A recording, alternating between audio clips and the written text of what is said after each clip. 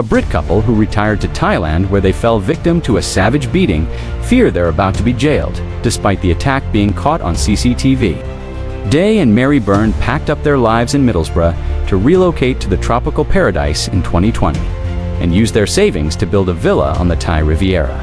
But they soon found themselves at the center of a dispute over land access.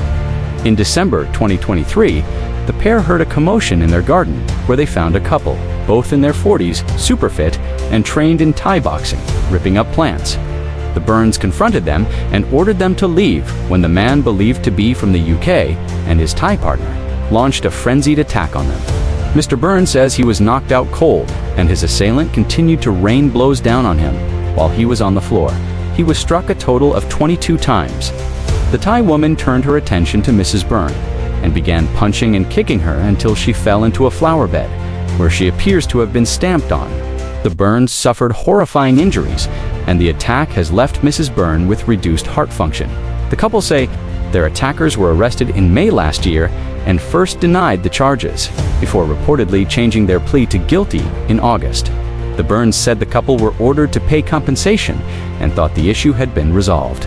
But to the couple's horror, 15 police officers suddenly stormed their home and arrested them on counter charges of causing superficial injuries and mental anguish. Retired chemical engineer Mr. Byrne, 77, and retired nurse Mrs. Byrne, 69, now face court on Wednesday. They have been warned that the likely outcome is that they will be sent to prison. The pair have spent every penny they own trying to clear their names and have even sold their villa in the resort city of Hua Hin Teesside. Live reports.